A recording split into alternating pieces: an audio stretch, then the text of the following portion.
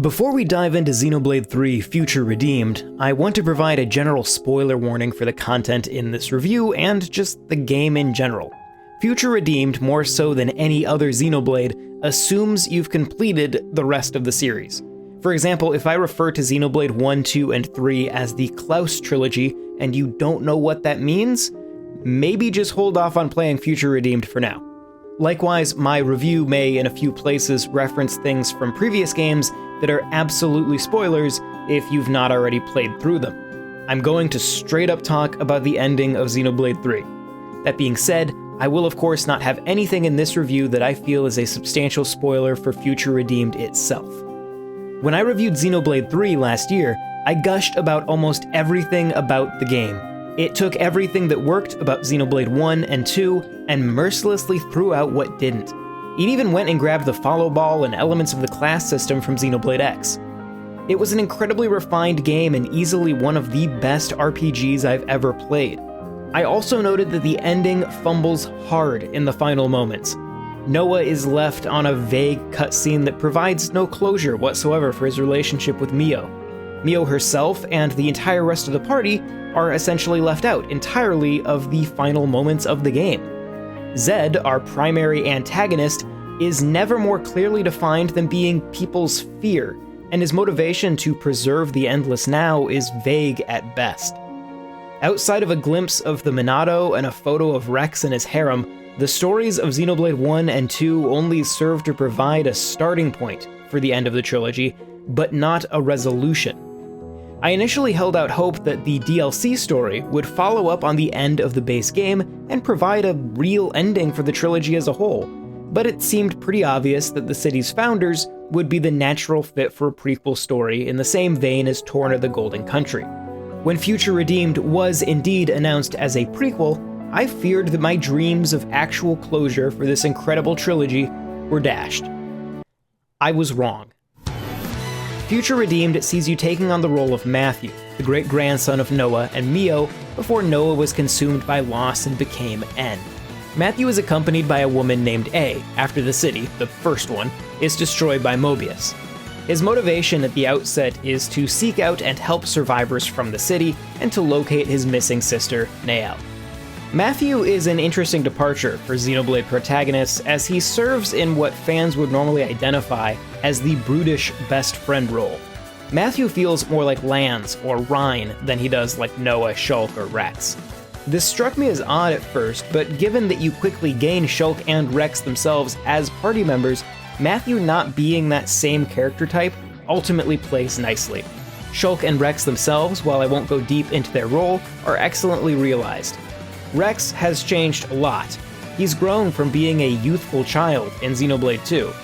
Future Redeemed does an excellent job of maturing him, and not just making him Rex but bigger. Shulk feels more or less consistent with where he was when we last saw him in Future Connected. Wise beyond his years, a man who killed a god and had the self-control to turn down the role himself. Watching Rex and Shulk play off each other is delightful, and the quiet tragedy of the circumstances you'll come to realize they're placed in lands effortlessly. Future Redeemed's key deviation from the base game, and from the rest of the series, is how it handles character growth. Rather than move, accessory, gem, and ability slots opening up as you level, these things all need to be manually unlocked via items found throughout the world. Want additional moves for fusion arts? You'll have to make room for them by unlocking slots with art unlocks. These items are scattered in containers and out-of-the-way portions of the world, encouraging the player to explore, not just grind, to become more powerful.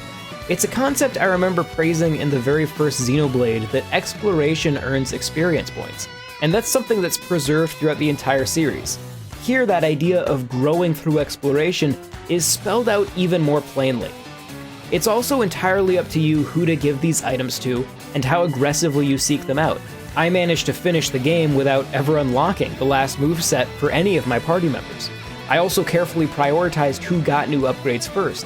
In my case, I favored my healers, a tactic that has served me well throughout the series. The world of Future Redeemed is contained within a single loading zone. It comes off as quite labyrinthian early on, but winds up being surprisingly expansive. Future Redeemed doesn't share any of its map with the base game, so exploring it is an entirely new experience. That being said, it does share several locations with previous Xenoblade titles. It seems to favor the world of the original Xenoblade over Xenoblade 2. Several key locations from the original game appear almost in their entirety, sprinkled with elements of Xenoblade 2 and smashed together in unexpected ways. Speaking of unexpected, what Future Redeemed does best is recontextualize the ending of Xenoblade 3. Without going into details on Future Redeemed's late game, it shifts player perception somewhat of what they accomplished in the base game. Shulk and Rex's direct involvement in the story creates an arc that covers the entire series in a feeling of continuity. This is also the first of the Xenoblade side stories to cause me to actually pause the game and process story events, much like I'd have to do in the mainline numbered entries.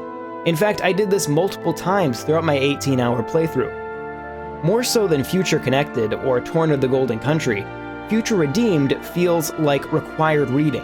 This isn't just a side story to establish some character growth for Melia like Future Connected was, or a backstory for existing characters as Torn of the Golden Country was. Future Redeemed feels like a final piece to a story more than a decade in the making.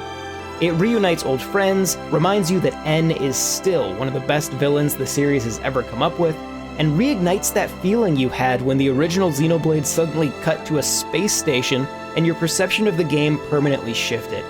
If Takahashi decides to revisit this universe in the future, I'll happily join in. But if this truly does mark the end for the Klaus trilogy, I leave happy.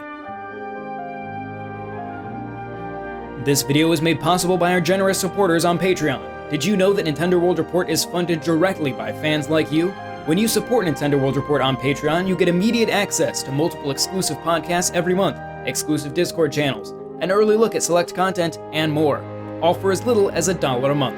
Check out patreon.com/NWR for all the details.